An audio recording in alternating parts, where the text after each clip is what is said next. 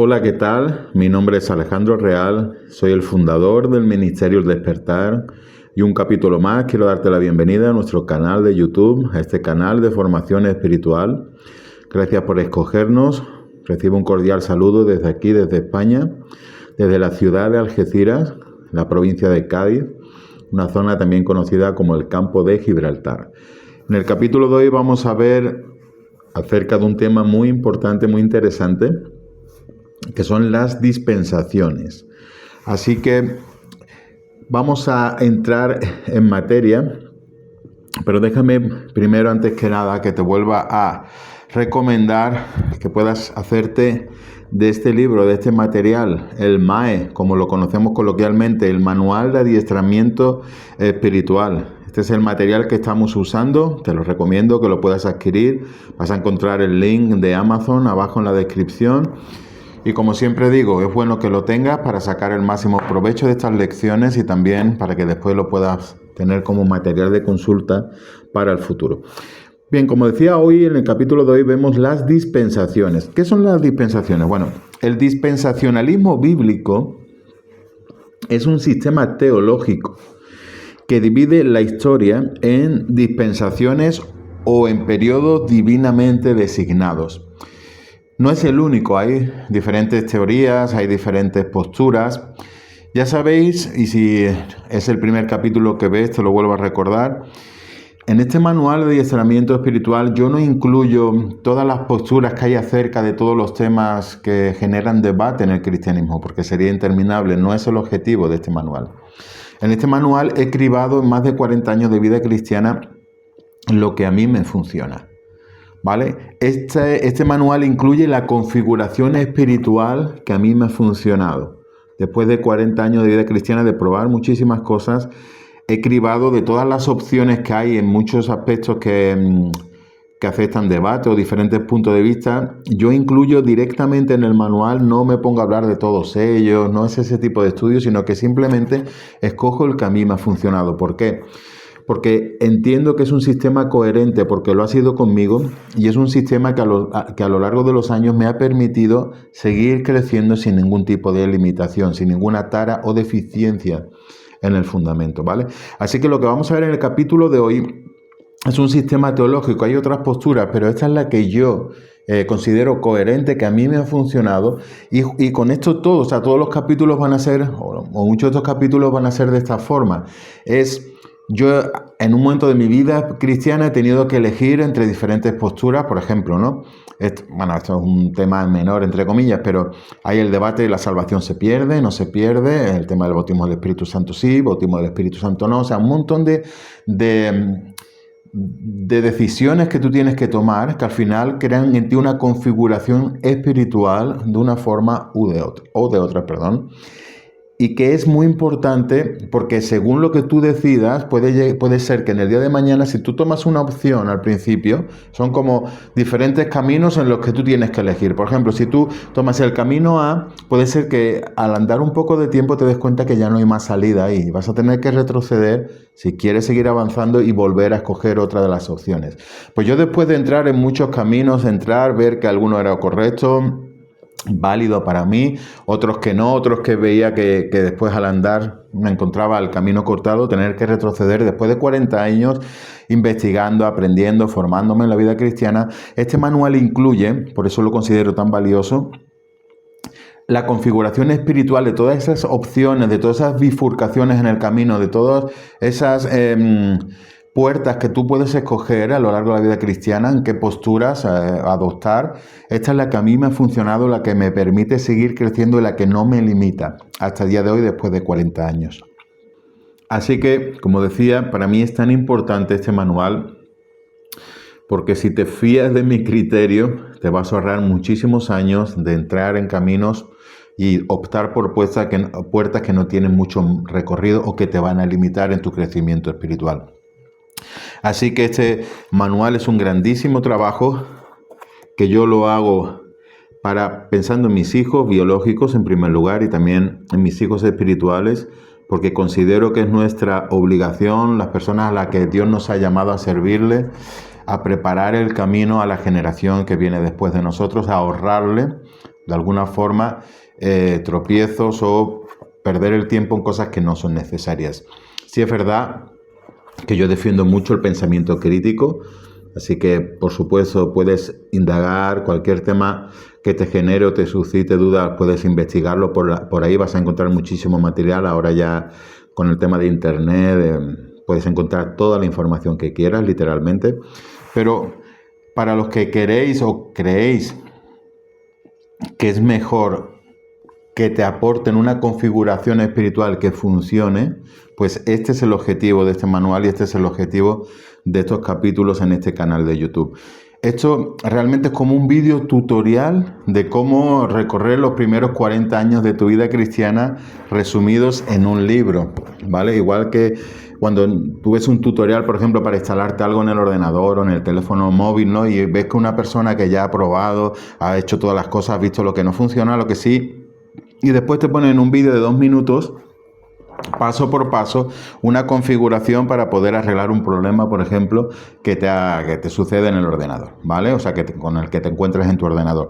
Pues tú lo vas a agradecer muchísimo, le das el like, le pones el comentario, oye, muchas gracias, me has ahorrado muchísimo tiempo y muchísimo esfuerzo, ¿no? Pues esto es un poco este manual, es la configuración espiritual que a mí personalmente me funciona, ¿vale? Por si tú quieres aprovecharte de todos esos años en los que yo he estado como en este método de prueba y error, ¿no? Ensayo, prueba, error, a ver qué funciona, qué no funciona, por qué camino coger, por qué camino no. Pues este manual condensa toda esa configuración. Es realmente una configuración espiritual. Estas 40 lecciones que te van a permitir crecer en cualquier área a la que Dios te haya llamado. Es una base, pero que te va a permitir que puedas crecer, ya te digo, sea cual sea tu llamado en Dios, puedas llegar hasta el final. Por eso lo considero tan importante. ¿Por qué decía esto? Porque, por ejemplo, las dispensaciones es solo una postura teológica, ¿vale? Un hermano que él, después de estudiar las Escrituras, él veía que esto le encajaba, ¿no? Y yo, después de estudiarlo, la verdad, he de decir que fue con la doctrina que a mí me enseñaron cuando yo, en la iglesia donde yo me crié, eran dispensacionalistas, la palabra es un poquito complicada, ¿vale? Así que quizás para mí es más fácil adoptar esta postura, pero después de ver el resto de posturas que hay acerca del tema, creo que están bastante coherentes y me sigo quedando con ella. Y por eso la comparto, porque creo que te puede ayudar también a entender un poquito cómo Dios funciona.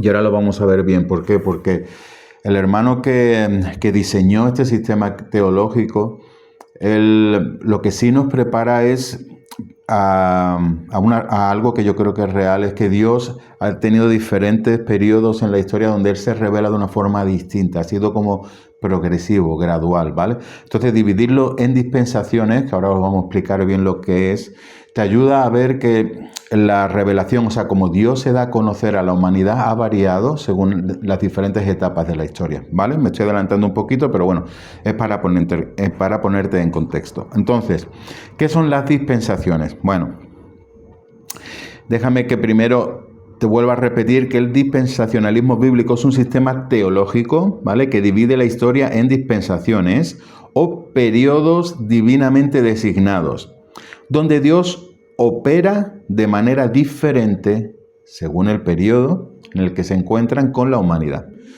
Como decía, existen otras posturas teológicas, pero de momento esta para mí es la que me parece coherente, me ha funcionado y es la que forma parte de mi configuración espiritual, que es la que te quiero transmitir si tú la quieres aceptar, porque funciona. ¿Vale? ¿Qué son las dispensaciones? La revelación de Dios hacia los hombres a lo largo de la historia está separada y definida en periodos de tiempo. Este sistema teológico, esta postura defiende que la revelación de Dios hacia los hombres a lo largo de toda la historia se divide en periodos de tiempo, ¿vale? Es una revelación gradual y progresiva. Estas divisiones en el proceso histórico de la revelación de Dios se conocerían en teología como dispensaciones, ¿vale? Son divisiones o periodos de tiempo. Así que una dispensación es una etapa de la historia donde Dios se revela a los hombres de una determinada forma, con una administración de la vida y un trato divino específico y diferente. ¿De acuerdo? Es una etapa de la historia donde Dios se revela al hombre de una forma específica y diferente a otras etapas. Debemos recordar, antes de seguir adelante, que por supuesto Dios es inmutable, o sea, Dios no cambia. Dios no es de una forma, hace 100 años después decide cambiar y nos encontramos con un Dios que hace 2000 años era diferente a lo que piensa ahora. No, Dios no cambia, Dios es inmutable. Eso lo podemos ver en muchos pasajes de las Escrituras, ¿no? Como dice, por ejemplo, Hebreos 13:8. Pero lo que defiende este sistema teológico es que, aunque Él es inmutable, lo que sí cambia es su forma de revelarse a la humanidad, según la etapa histórica en la que ésta se encuentra, ¿vale? Las dispensaciones van a ser 7. Vamos a dividir la historia, teológicamente, en 7 etapas, en 7 periodos de tiempo o en 7 dispensaciones, que son comúnmente conocidas como la dispensación de la inocencia, la conciencia, el gobierno humano, la promesa, la ley, la gracia y el milenio o el reino, o la dispensación del reino. ¿De acuerdo? Serían 7. Vamos a ir punto por punto. Vamos a empezar con la primera, la dispensación de la inocencia. Esta dispensación comienza con la creación del hombre. Por eso es la primera. Durante este periodo de tiempo, al hombre se le dio el encargo de señorear sobre la creación, fructificar y multiplicarse, así como cuidar del huerto del Edén. ¿De acuerdo? El hombre es creado y comienza la primera dispensación, según este sistema, la inocencia. Esto de lo que estamos hablando lo puedes ver en Génesis 1 del 26 al 29 o en Génesis 2 del 1 al 15. En esta dispensación, por eso se llama la de la inocencia, encontramos al hombre como raza siendo inocente. ¿De acuerdo? El hombre, según esta dispensación, el hombre no conocía el pecado ni estaba bajo el dominio de la naturaleza caída, que ya hemos estudiado en capítulos anteriores, ¿de acuerdo? Su espíritu, su alma y su cuerpo aún eran puros y perfectos porque todavía no habían caído en pecado. Por eso se le llama la dispensación de la inocencia. Ahora bien, a causa de su desobediencia, al comer del árbol de la ciencia del bien y del mal, se introdujo el pecado en el mundo. La relación con Dios se rompe y se atrae el juicio divino sobre nuestras vidas. Eso lo podéis encontrar en los capítulos 2 y 3 del libro de Génesis. ¿De acuerdo?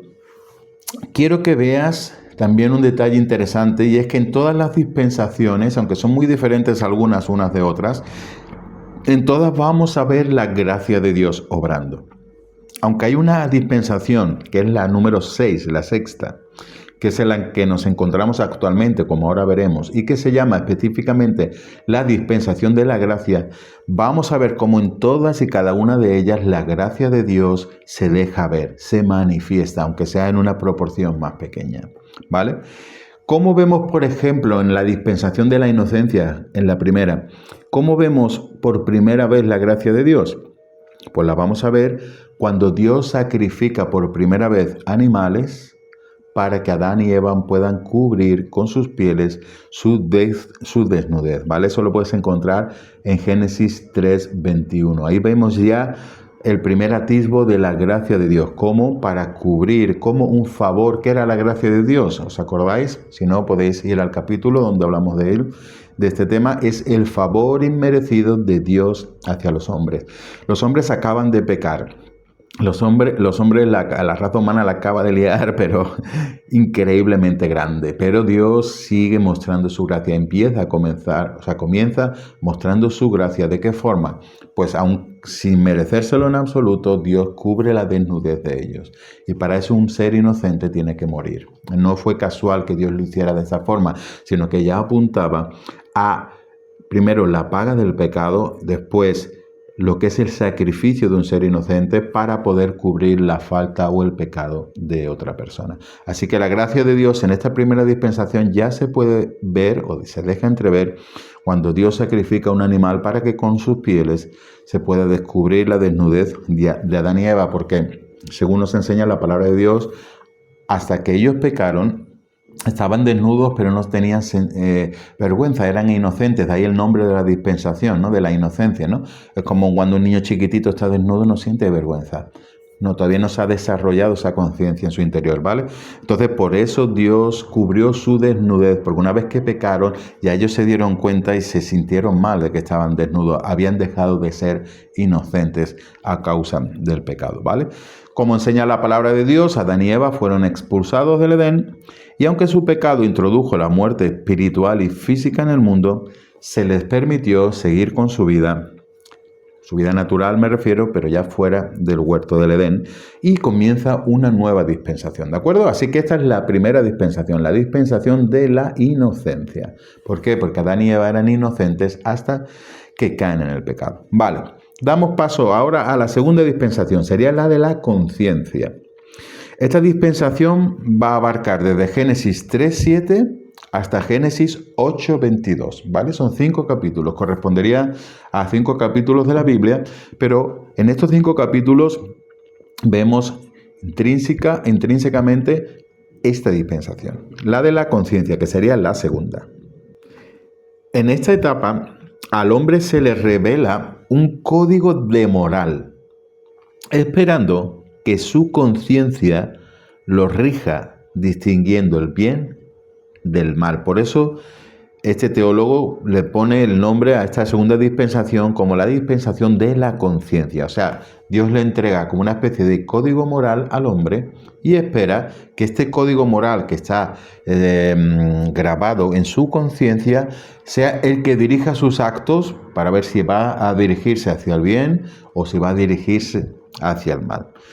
También en esta dispensación se espera que el hombre vaya guardando el conocimiento de Dios según le fuese revelado. Y se añadieron algunas nuevas responsabilidades sobre la raza humana.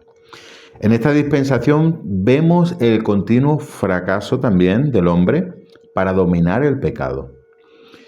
Como resultado, episodios tan conocidos como la muerte de Abel a manos de su hermano Caín, que podemos encontrarlo en Génesis capítulo 4, del versículo 1 al 8. Así que en esta segunda dispensación al hombre se le van añadiendo unas nuevas responsabilidades, un código moral que se rige por la conciencia del ser humano, de si tu conciencia te acusa si has hecho algo mal o si te premia con tranquilidad de haber hecho algo bien, ¿no? De ahí esa expresión de tener mala conciencia o buena conciencia cuando hacemos algo, ¿vale? Ahora, desde el principio se demuestra que es un absoluto fracaso por parte del hombre intentar dirigir sus actos según la conciencia humana para el bien, sino que siempre la tendencia a partir de ese momento fue hacia el mal. La descendencia de Caín fue corrompiéndose hasta tal punto, o sea, el hombre empezó a corromperse de una forma tan rápida, con una rapidez tan asombrosa, que Dios ordenó destruir esa generación por medio del diluvio universal. O sea, fijaros,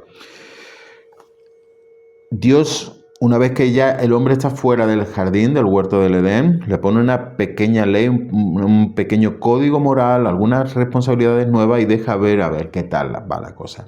Bueno, pues el ser humano se corrompe de una forma tan extrema que Dios decide exterminar a la raza humana prácticamente con el diluvio universal. Ahora, no obstante, la soberanía de Dios siguió manifestándose en ese periodo, preservando un linaje para salvación. Eso lo podéis ver en Génesis 4:26. Y en esta dispensación, cómo no, también Dios muestra su gracia, en este caso, al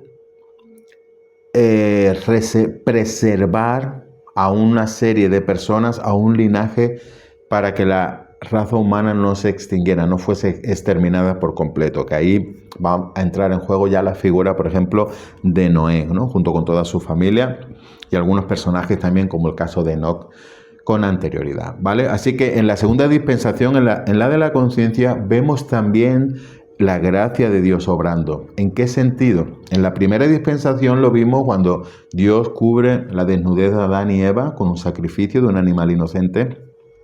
En la segunda dispensación vamos a ver la gracia de Dios cuando Él preserva de toda la humanidad, en vez de exterminarla por completo, preserva a un grupo pequeño de personas, que en este caso van a ser Noé y su familia, con la historia tan conocida por todos del arca de Noé, del diluvio universal. Y ahí se ve la gracia de Dios como por amor a la raza humana, por no exterminar a su creación por completo, decide preservar a un número pequeño para que la historia de la humanidad pueda seguir adelante. ¿De acuerdo? Esa sería la segunda dispensación, que se llama de la conciencia, porque se suponía que el hombre debía regirse por su conciencia y optar por el bien, pero fue un absoluto fracaso, como veremos en todas las dispensaciones. Vamos ahora con la tercera dispensación, va a ser la del gobierno humano. A esta se le llama comúnmente como la del gobierno humano. Esta dispensación va a abarcar desde Génesis 8:20, que es donde la habíamos dejado, hasta Génesis 11:9, ¿vale? Son pocos capítulos también, pero es un periodo de tiempo donde está marcado por un trato incondicional, esta vez, de Dios con el hombre, prometiéndole que jamás iba a destruir a la tierra mediante un diluvio de agua. Dios ve el diluvio, Dios ve el resultado y Él hace un pacto incondicional con los hombres en esta dispensación donde dice: ya, por muy mal que os portéis, por mucho que los merezcáis, no voy a destruir más la tierra por agua.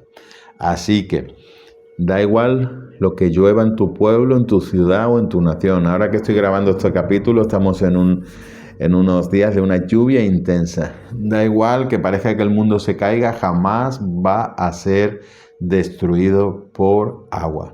Salía en las redes sociales un profeta africano que había conseguido muchísimo dinero, dado que sus fieles, no sé de qué país, no sé si en Nigeria o algún país similar, quizás algunos de vosotros lo habéis visto, él había anunciado que la tierra iba a ser destruida hace, bueno, no sé si hace un par de semanas atrás, 3 semanas como mucho, por otro diluvio. Y la gente, sus fieles de este profeta, lo creyeron y le daban todos sus bienes porque iba a ser el mundo destruido, o sea, como una ofrenda para intentar aplacar a Dios, etc. En fin. ¿Por qué os comento esto? Porque evidentemente son personas que no han leído la palabra de Dios. Porque Dios hizo un pacto incondicional de que jamás la tierra iba a volver a ser destruida por un diluvio. O sea, no va a volver a haber un diluvio. Se hubieran podido ahorrar perder todas sus posesiones y que este profeta, entre comillas, ¿vale?, se enriqueciese a costa de ello. ¿De acuerdo? Así que en la tercera dispensación, en la del gobierno humano, comienza con un pacto incondicional de Dios con el hombre de que no iba a destruir nunca más la tierra por agua. Y en esta dispensación, Dios ratifica al hombre algunas de las responsabilidades, entre ellas la de crecer, multiplicarse y fructificar la tierra. Eso lo vamos a ver en Génesis capítulo 9, versículo 1. O sea, le vuelve a dar las mismas responsabilidades que la dispensación anterior. Le vuelve a decir a Noé, a su familia, a todos los sobrevivientes del diluvio, le vuelve a encomendar esta responsabilidad: crecer, fructificar y volver a llenar la tierra. ¿Vale? En esta dispensación también se le dio al hombre la libertad de poder alimentarse de la carne de los animales y se introdujo la novedad de la pena capital, o sea, la pena de muerte, como castigo a todos aquellos que le quitaran la vida a un semejante. ¿Vale? Vemos cómo la revelación gradual de Dios, los requisitos de Dios, las normas del juego, entre comillas, de Dios, van cambiando según la dispensación. Y algunos de los puntos característicos de esta dispensación es este también. Se introduce la pena capital como castigo para cualquier persona que quitara la vida. ¿Vale? Eso lo podéis ver en Génesis 9, 2, 4 y en los versículos 5 y 6. ¿Qué pasó con el gobierno humano? ¿Qué pasa en la dispensación del gobierno humano? Pues que vuelva a fracasar, por supuesto, como todas. Y como consecuencia de la soberbia del hombre, el juicio de Dios vuelve a caer sobre la raza humana, esta vez en la Torre de Babel. El hombre se vuelve a rebelar en contra de Dios y decide erigir una torre tan alta que llega al cielo, en una demostración de orgullo y de soberbia, como un desafío, un reto hacia Dios. Así que Dios decide descender a esa construcción que estaban haciendo y confunde el idioma de todas las personas que estaban, todas las naciones que se habían reunido con ese objetivo común. Él confunde el idioma para que no pueda seguir adelante ese diseño conjunto, y ahí es donde se separan por tribus, por lenguas, porque ya no podían entenderse, y de esta forma Dios se asegura que se expandan por el resto de la tierra y dejen ese objetivo orgulloso, soberbio, de intentar llegar hasta Dios en la construcción de esa torre. ¿De acuerdo? Así que eso lo podéis ver en Génesis capítulo 11. Una vez más, es un absoluto fracaso. dispensación tras dispensación, vamos a ir viendo esto. En la dispensación de...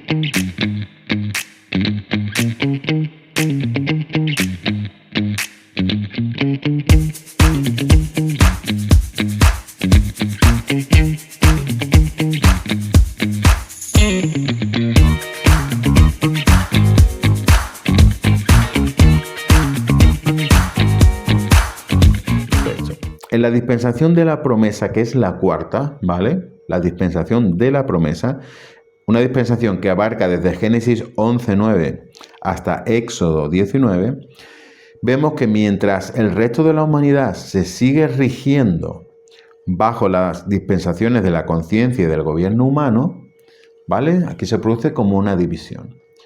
Dios va a hacer un pacto, va a entrar en una dispensación con una persona, que esta persona es Abraham. Dios va a coger a una persona para entrar en una dispensación diferente al del resto del mundo. El resto del mundo a partir de aquí van a seguir en la dispensación, en las dispensaciones anteriores, la de la conciencia y la del gobierno humano. Pero Dios ahora, en esta nueva dispensación que se llama de la promesa, va a entrar con una especie de pacto con Abraham a través de una promesa. Por eso se llama la dispensación de la promesa. Así que Dios contrajo un pacto incondicional, otra vez, un pacto incondicional en la tercera dispensación, en la del gobierno humano. Veíamos que comenzaba con un pacto incondicional de que Dios no iba a destruir nunca más la tierra por agua. Y en esta dispensación también comenzamos con un pacto incondicional, esta vez de Dios con una persona, que era Abraham, y a través de una serie de promesas, con un amplio espectro que abarca hasta el fin de la historia humana, con el culmen de la restauración de Israel como cabeza de las naciones. Todo eso lo puedes encontrar en Génesis capítulo 17, también referencias, por ejemplo, en el Salmo 105, del versículo del 8 al 15. Aunque Abraham creyó a Dios y le fue contado como justicia, según Romanos 4:3, o sea, Abraham creyó lo que Dios le prometió, lo creyó. Hay episodios en su vida, como su relación con Agar, al engendrar a Ismael, y su dependencia de Egipto en los momentos difíciles, tendencia que heredaron Isaac y Jacob en parte, que evidencian un fracaso en la respuesta del hombre hacia Dios. O sea, Abraham le cree a Dios, realmente le cree, le fue contado por justicia. Pero también vemos que en esta dispensación hay un fracaso humano. En el episodio de Agar, Abraham tenía varias esposas. La esposa de la promesa, su esposa legítima, su primera esposa, la que Dios quería que a través de ella se tuviese la descendencia elegida por Dios, era Sara. Sin embargo, Abraham se adelanta a los tiempos de Dios por obedecer o por acatar un plan que idea Sara, o Sarai en ese momento, su esposa, y tiene un hijo antes de tiempo con una de sus concubinas, una de sus esclavas que se llama Agar, ¿vale? Y nace Ismael, porque Dios le había prometido un hijo, pero ellos eran estériles como matrimonio. Entonces se impacientan, Abraham y Sara se impacientan, y Sarai se le ocurre ese plan fantástico de que Abraham tuviese relaciones con Agar y el hijo que naciese, de alguna forma, pues sería del matrimonio. Pero eso sale un absoluto desastre, como no podía ser de otra manera, porque esa no era la promesa de Dios, ese fue un adelanto humano. Y junto con ese error, con ese fallo que tuvieron Abraham y Sara, también vemos en Abraham una tendencia recurrente. Cada vez que las cosas se ponían medio feas, allí él tenía la tendencia de ir a Egipto a por ayuda. Y siempre tenéis que entender que Egipto en este momento de la historia es un tipo, o sea, un símbolo del mundo. Él en vez de recurrir a Dios directamente, tenía la tendencia a recurrir al mundo, a Egipto, a soluciones humanas. Que como aquí dice, Isaac y Jacob tuvieron la misma tendencia que su abuelo y su padre, ¿vale? Y en los momentos difíciles, cuando veían, como se dice aquí en Andalucía, cuando veían la aguja mareada, ¿no?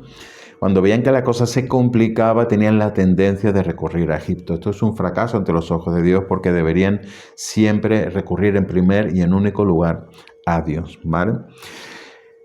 Pero, una vez más, decimos esto para que veamos que dispensación tras dispensación, el hombre fracasaba en ese intento de que la relación con Dios fuese completa y fuese fluida. Es más, esa tendencia de recurrir a Egipto después lo vemos en el mismo pueblo de Israel, que aunque fueron esclavos de los egipcios durante más de 400 años, cuando Dios los libera, ellos cada vez que la cosa se ponía un poquito complicada, bajo el liderazgo de Moisés, querían volver a Egipto.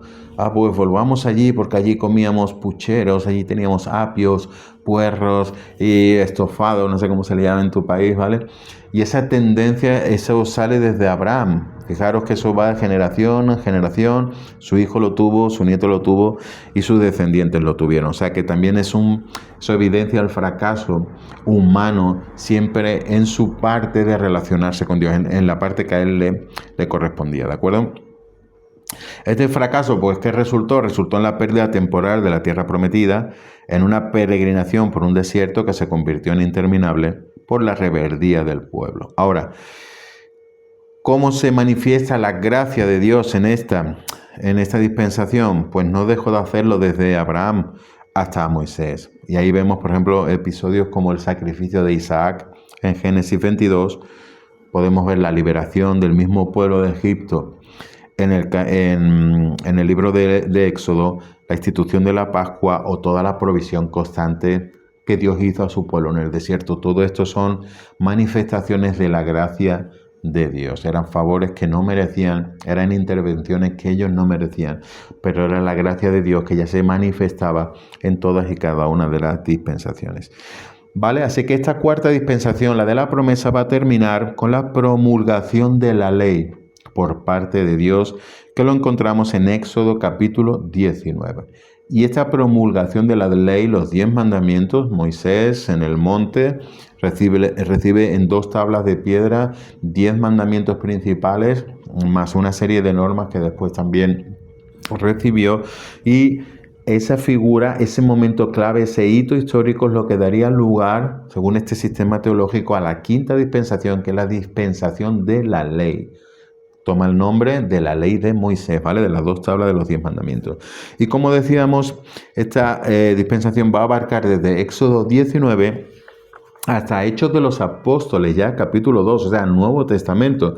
Fijaros que es un salto bastante grande. O sea, aquí en la Biblia, para que os hagáis una idea, estaríamos hablando de Éxodo 19, para que veáis que sé buscar pasajes, hasta Hechos de los Apóstoles. O sea, estamos hablando que cambiamos de testamento. Fijaros, para que lo veáis de una forma gráfica, lo que lo estáis viendo aquí en el canal de YouTube, vais a ver que la dispensación de la ley, fijaros, es increíble, ocupa muchísimo. Es muy, muy, muy larga, ¿vale? En el tiempo, ocupa muchísimo.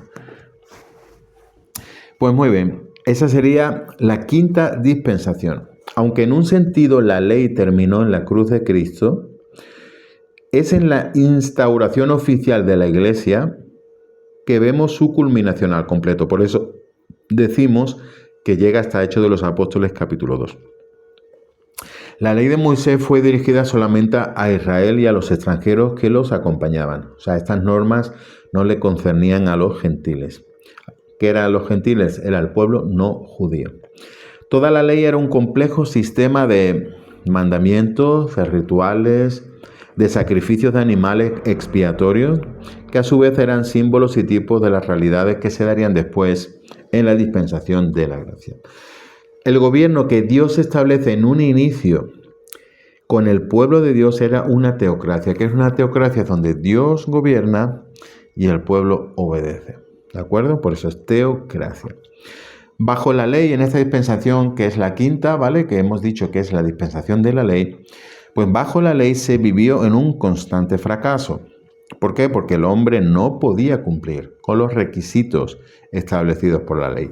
Y aunque hubo algunos momentos donde el pueblo estuvo cerca de Dios, la relación entre ambos se fue degenerando sin remedio. El hombre fracasó una y otra vez sin remedio. Aún así, vamos a ver también la gracia de Dios, que no dejó de estar presente en la sangre de esos sacrificios expiatorios que limpiaban, que provisionalmente, momentáneamente permitían el acceso del pueblo a Dios.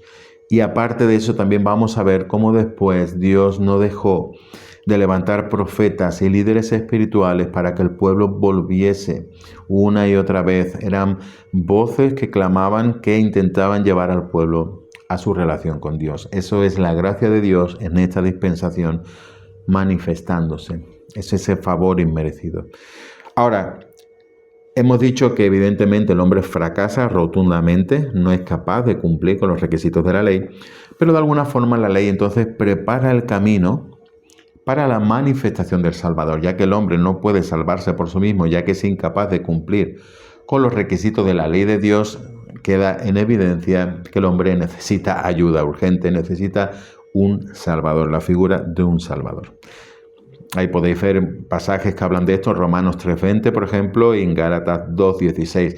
Y llegados a este punto donde aparece la sexta dispensación, que es la dispensación de la gracia. Así que esta dispensación va a abarcar desde Hechos de los Apóstoles 2 hasta prácticamente el final de la palabra de Dios en Apocalipsis, capítulo 3, ¿vale? Esta dispensación es en la que nos encontramos en la actualidad. Según este sistema teológico, la dispensación de la gracia es la sexta, es en la que nos encontramos ahora mismo, ¿vale? Mientras estamos grabando este capítulo. Y es efectiva sobre la Iglesia. Es decir, sobre todas las personas que creen y aceptan a Jesucristo como su Señor y Salvador. El resto del mundo, el resto de las personas que no aceptan a Jesucristo como su Salvador, siguen operando en la dispensación de la conciencia y del gobierno humano. Intentan dirigirse según sus propios conocimientos, sus razonamientos, o algunos según su conciencia. Si esto yo creo que es bueno o esto yo creo que es malo. ¿De acuerdo? Ahora, sobre la Iglesia se hace efectiva, sobre todo los que creemos en el Señor Jesús como nuestro Salvador y lo aceptamos y recibimos al Espíritu Santo, llegamos a formar parte de la Iglesia. Sobre nosotros es efectiva la dispensación de la gracia. En esta dispensación, la de la gracia es totalmente diferente, opuesta a la dispensación de la ley, porque en esta dispensación la ley de Moisés precisamente es cancelada para los cristianos. Así que según este sistema teológico, en la dispensación en la que nos encontramos actualmente, para los cristianos, para la Iglesia, la ley de Moisés es cancelada. ¿Vale? Queda una dispensación, por eso es importante la división de los periodos de tiempo, para que entendamos qué cosas sí nos afectan a nosotros y qué cosas no. Qué cosas sí tenemos que guardar y qué cosas ya no. Qué cosas han quedado obsoletas, qué cosas están vigentes. Por eso es tan importante esta separación a mi juicio. ¿Vale? El resto del mundo hemos dicho que sigue operando bajo la conciencia del gobierno humano, pero en esta dispensación la ley de Moisés para nosotros los cristianos se cancela.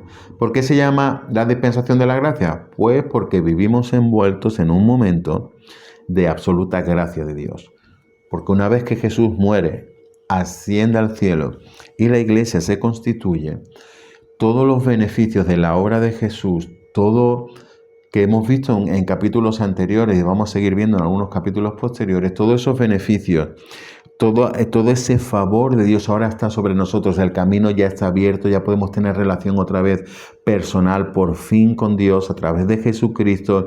El velo se ha rasgado, tenemos acceso libre al lugar santísimo, que es símbolo de la presencia de Dios. O sea, todos esos beneficios, como Dios nos ve ahora, como explicábamos en los capítulos anteriores, la justificación, la santificación, los ojos de favor que Dios ahora, con los que Dios ahora nos ve, todo eso lo ganó Jesús, y todo eso es lo que forma el conjunto de beneficios de esta dispensación de la gracia. Estamos totalmente envueltos por los beneficios de los sacrificios de Jesús en la cruz.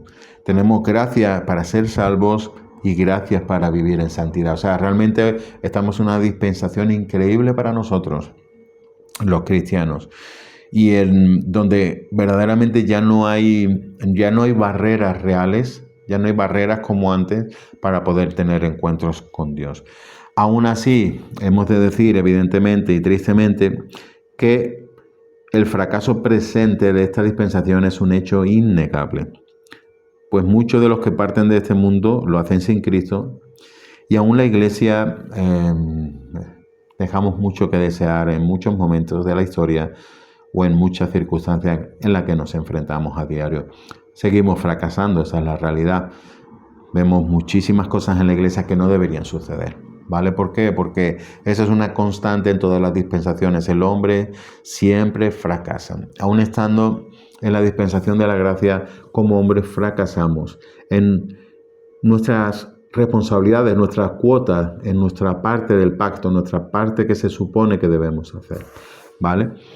Así que en la actualidad estamos en la dispensación de la gracia, pero nos quedaría una última dispensación que se conoce como la dispensación del reino o del milenio. Y esta dispensación va a abarcar desde Apocalipsis 19 hasta la consumación de los tiempos del hombre. Ya sería la dispensación final. Comienza con la segunda venida de Cristo y estará marcada por un gobierno perfecto del Mesías sobre la tierra durante 1000 años. Por eso, esta dispensación recibe el nombre de la dispensación del reino o del milenio. ¿Cuándo comienza? Comienza cuando venga por segunda vez Jesús.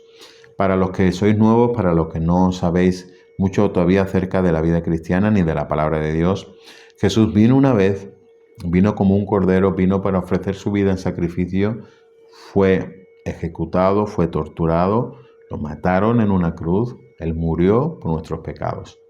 Pero la palabra de Dios nos enseña que tal como estaba profetizado que Él iba a venir una primera vez, así está profetizado que Él va a volver, Él va a regresar la segunda vez. Pero esta vez ya no va a venir como un cordero. Esta vez viene como el león de la tribu de Judá. Esta vez viene para reinar, para tomar cetro de mando, para tomar y ejercer gobierno sobre la tierra. Y dice la palabra de Dios que va a haber un periodo de tiempo, que en la palabra se conoce como el milenio, pues son 1000 años, donde Cristo físicamente en persona va a venir y va a reinar sobre todos los reinos, sobre todas las naciones de la tierra. ¿Vale? Por eso esta dispensación se llama del reino o del milenio. ¿Cuál será la responsabilidad humana durante este tiempo? Bueno, pues la responsabilidad humana será la de obedecer al Rey de Reyes, que estará reinando desde la ciudad de Jerusalén. ¿Vale? Y va a ejercer un gobierno teocrático sobre el mundo. Eso lo podéis ver en Isaías 11, versículos 3 y 5, o en Apocalipsis 19, versículo 15, entre otros muchos pasajes. ¿Vale? No obstante, y una vez más, esta dispensación va a acabar fracasando. ¿Y por qué va a fracasar esta también? Porque después de estos 1000 años, dice la palabra de Dios, que después de 1000 años donde va a haber un reinado de justicia, donde va a ser 1000 años increíblemente buenos en la tierra, como no lo ha sabido antes ni lo sabrá después, dice la palabra de Dios que durante esos 1000 años Satanás va a estar atado. Dios lo va a atar a Satanás, lo va a meter en una prisión para que él no pueda ejercer su influencia sobre el mundo. Entonces, los seres humanos, al no estar bajo la influencia de Satanás durante esos 1000 años, le va a ser más fácil poder someterse al gobierno de Dios. Pero dice la palabra de Dios que Dios, después de estos 1000 años, va a volver a soltar a Satanás a ver cuál es la reacción del hombre. Y adivinad cuál es el final. Pues increíblemente, tristemente y lamentablemente, una vez más la relación del hombre, la reacción del hombre va a ser aliarse con Satanás, es volver a caer una y otra vez en nuestra debilidad, asociarse con el diablo, volver a rebelarnos en contra de Dios y hasta tal punto de enfrentarnos en una gran guerra contra la ciudad donde Él está gobernando y su pueblo. Por eso esta dispensación también está marcada por el fracaso humano, ¿de acuerdo? Todo eso lo veremos en Apocalipsis, en otros pasajes. Ahora, una vez, para finalizar este cuadro de las dispensaciones, veremos que Dios va a juzgar a los rebeldes mediante fuego y azufre. Va a ser como ya el colmo final, es como decir, bueno, he estado reinando 1000 años, habéis probado lo bueno que soy, cómo cambia la tierra durante mi reinado y aún así suelto a Satanás por un periodo de tiempo y en cuestión de días os volvéis a rebelar, os volvéis a meter en el fango, os volvéis a revolcar en el lodo del pecado, de la rebelión en contra mía y Dios dice hasta aquí, se terminó. Y comienza el juicio final donde Dios va a juzgar a los rebeldes mediante fuego y azufre, donde la tierra va a ser destruida, dice la palabra de Dios. No te preocupes tanto por el cambio climático, porque la tierra no la va a destruir el hombre, la tierra la va a destruir Dios. Y eso ya está escrito, y está profetizado como todo lo demás que ha sucedido, y eso sin duda va a suceder. Así que después de esto se llevará a cabo el gran juicio final, y ya no habrá más necesidad de una revelación parcial de Dios. Aquí se acaba, según este sistema teológico, se acaban las dispensaciones, porque una vez que se produce el juicio final y vamos a la presencia de Dios, estamos ya en el cielo y estamos con Él en el paraíso, en el cielo, ya no hay una revelación parcial, ya no es una revelación gradual. Recordar que esto de este sistema de las dispensaciones defiende que son periodos de tiempo donde la revelación es gradual de Dios hacia la humanidad. Pero ya al final, cuando todo concluya, cuando todo termine, no habrá necesidad de más revelación, porque ya será una revelación total, ya lo veremos a Él tal cual es. Todo eso lo podéis ver en Apocalipsis 20, del 10 al 11, segunda de Pedro 3, versículos 7, 10 y 12, Apocalipsis 20, por ejemplo, del 11 también al 15. ¿De acuerdo? Así que brevemente este es el cuadro de estos 7 periodos de tiempo, de estas 7 etapas, de estas 7 dispensaciones. Vamos a hacer un breve resumen. Primera, de la inocencia, no sé si me acordaré. La segunda, la de la conciencia. La tercera, del gobierno humano, sí me voy a acordar. La cuarta es la de dispensación de la promesa. La quinta es la de la ley. La sexta es la de la gracia. Y la séptima es la dispensación del reino o del milenio. ¿De acuerdo? Y sí podéis ver cómo la revelación de Dios, la manifestación de Dios hacia la humanidad va cambiando en cada una de las dispensaciones. Por eso yo os decía que de todo lo que he estudiado acerca de esto, aunque hay otras posturas, como decía al comienzo, esta me parece muy coherente, me parece útil y me sirve para sentar las bases de lo que necesito para seguir construyendo. Así que por eso lo he añadido en mi configuración espiritual y por eso está en este manual, ¿de acuerdo? Muy bien, las preguntas de esta lección son: primera, explica qué son las dispensaciones. Segunda, explica la dispensación de la ley. Tercera, ¿en qué dispensación nos encontramos en la actualidad? Explícala brevemente. Estas serían las 3 preguntas por si alguno se anima a hacerlas. ¿Qué nos vamos a encontrar en el capítulo que viene, si Dios quiere? Pues vamos a hablar de un tema fascinante, increíble, que es el tabernáculo. El tabernáculo, esa tienda que Dios le ordenó a Moisés que construyese, ese templo móvil que Dios le ordenó a Moisés que construyese. Y vamos a ver la forma y la estructura del tabernáculo, vamos a ver en qué parte se dividía y cada uno de los elementos que contenía. ¿Y por qué es tan importante eso? Bueno, lo veremos en el capítulo siguiente, pero es que el tabernáculo es un diseño de Dios que contiene un simbolismo y una profundidad que no te puedes llegar ni a imaginar. Yo personalmente solo estoy rozando las tapas de todo lo que ello conlleva, pero es fascinante y sí necesitas tener eso como base. Así que muchísimas gracias por tu atención en este capítulo, muchísimas gracias por estar ahí. Si crees que estos capítulos le pueden ser de bendición a alguien, compártelos, mándale el enlace para que puedan suscribirse y puedan también completar o iniciar su formación espiritual con nosotros. También deciros, anunciaremos que ya tenemos un canal de podcast, El Despertar España, donde vamos a incluir todos estos capítulos también a petición de algunas personas que nos decían que el formato vídeo le viene bien, pero que también cuando van en el coche o están haciendo ejercicio o están desplazándose o haciendo cualquier otra tarea les gusta el formato de podcast para poder escucharlo y repasar las lecciones. Así que una vez que estés viendo este capítulo, quiero decirte que ya tenemos el canal oficial de podcast del ministerio, al igual que canal de YouTube, es El Despertar España, ese es el nombre oficial tanto del canal de YouTube como del podcast. Así que te animo también a que si ese formato te viene bien, pues puedas suscribirte allí, puedas darle a seguir y allí vas a encontrar tanto todos los capítulos de este manual como todas las prédicas de los domingos de la iglesia, del ministerio del Despertar, por si también quieres escucharlas, que seguro que algunas de ellas te pueden ser de bendición. Así que nada más por este capítulo de hoy. Recibe un cordial abrazo desde aquí, desde España, un saludo enorme. Muchísimas gracias por estar ahí y por escogernos para tu formación y tu desarrollo espiritual. Que el Señor te bendiga.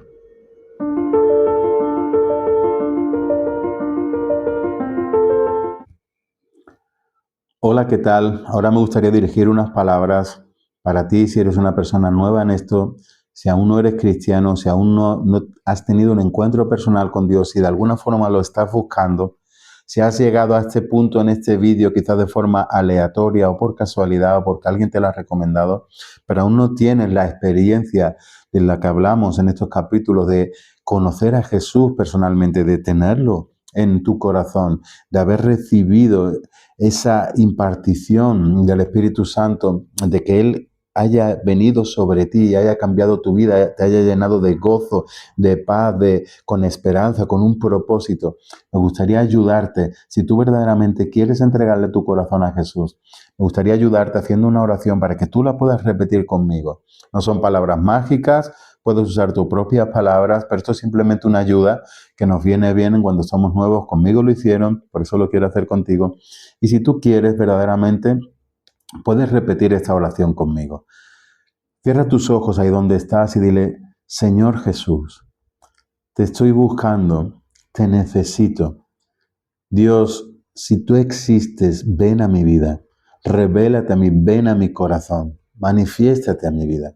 Yo quiero abrirte mi corazón en este momento, quiero que tú entres y quiero pedirte perdón por mis pecados, por mis malas actitudes, por la vida que he vivido hasta ahora. Me comprometo ahora, Jesús, a cambiar mi forma de vivir. Quiero entregarte mi corazón, quiero entregarte mi vida, quiero que tú la cambies, quiero que vengas a mí, Espíritu Santo. Quiero que entres en mi corazón, que me limpies de todos mis pecados, que me limpies de mi vida pasada y que puedas ayudarme a entregarle ahora mi vida a Jesús. Señor, te pido perdón por mis pecados. Yo creo que tú eres el Señor. Jesús, yo creo que tú eres el Salvador. Yo creo que tú moriste en una cruz por los pecados de la humanidad y eso me incluye a mí. Y ahora quiero entregarte mi vida y quiero arrepentirme de mi vida pasada. Y te ruego, Señor, que entres en mi corazón y que tomes mi vida y la hagas tuya. En el nombre poderoso de Jesús. Amén.